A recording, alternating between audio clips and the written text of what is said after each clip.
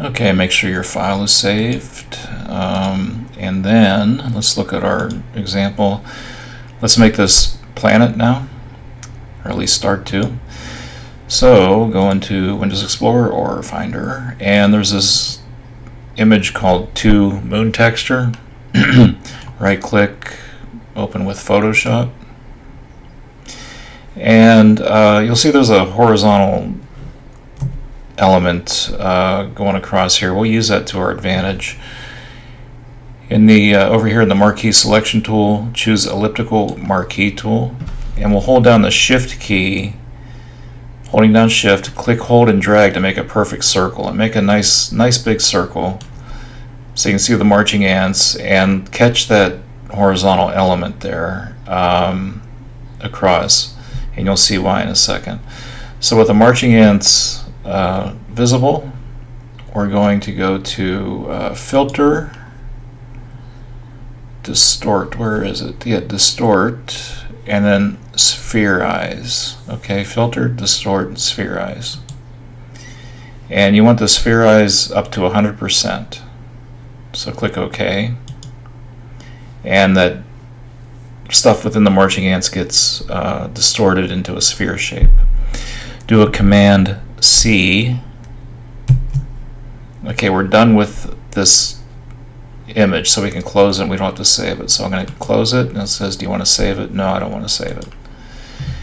Here we are in our file. Make sure you're on the in your layers palette, make sure the very top element is selected. In this case, it's the planet group we made in the last video. Command V, Victor. And there's our beautiful planet there, or moon. We're going to call this moon. Let me think what I want to do first before we go any further here. Yeah, first let's call this moon,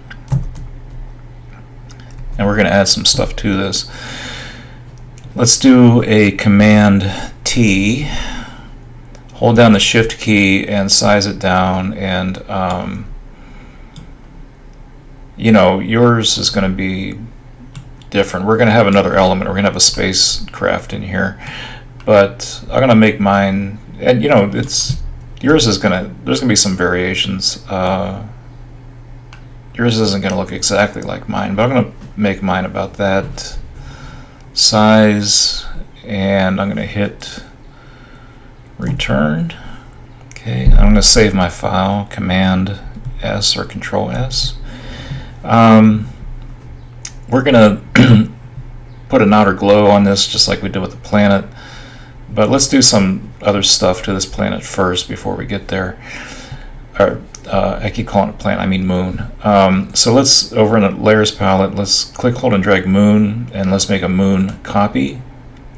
And for this, let's change the blending mode, I believe, to overlay is what I used. Yeah, that's cool.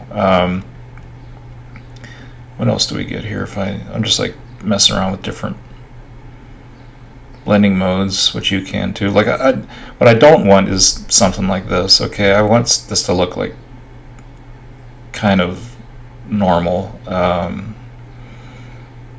Even soft light is a little bit nicer. I'm going to choose soft light for this one, just to give it a little bit more character. And if it's a little bit too harsh, you can always turn down the opacity of that layer,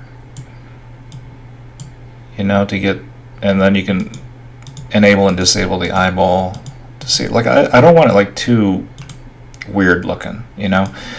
So I have my moon copy set at soft light, and I have my opacity set around 60%, which I think looks nice.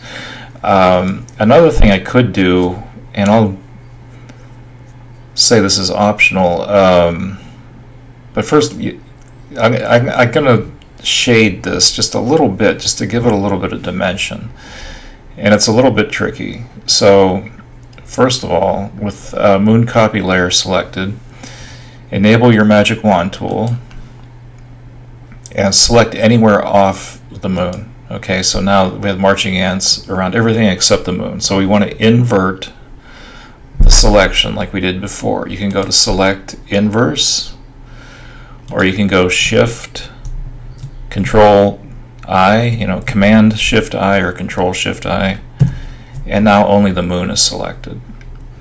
Since we're going to use that selection later, let's save that selection. So let's go Select, Save Selection, and let's call it Moon. Okay, so the selection is saved because we are going to have to come back to it. Over here, let's add a new layer, and let's call this Moon Shade, because we're going to shade this layer. And this is a little bit tricky, but you know, give it a shot to see how it goes.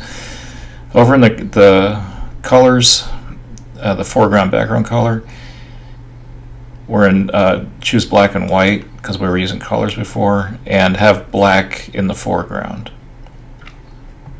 Hit B for brush tool, or you can enable the brush tool here.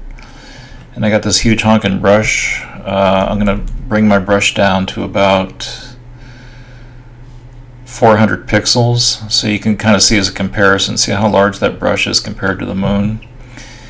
I'm going to turn my flow down way down to like 10 or 12, and my opacity down to about 10 or 11.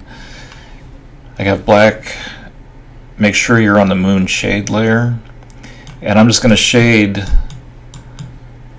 and you can probably not see it that clearly on the on your screen, but all I'm doing is sweeping back and forth on this lower edge. Like I'm making like this shape here. If I disable, well, I don't want to disable everything. Might be hard to see on your screen, I know that, but you can see by where my brush is on this thing.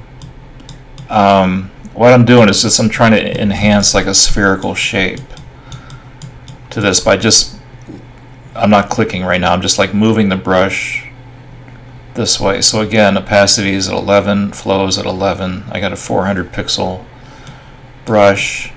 And it just gives it just a little bit of dimension. It does, whether you can see it on your screen or not, I can see it on mine, that it really does add to it. Okay. Again, if you have trouble with that, if it looks clunky or junky or something, you can delete it and try again, or you can opt to just leave out the shading if you get too frustrated with it. It is a little bit, I wouldn't say advanced, but it's a little different. Okay, so let's leave it. Let's end this video here. I think that's long enough for this. So save your file, and then I'll see you in the next video.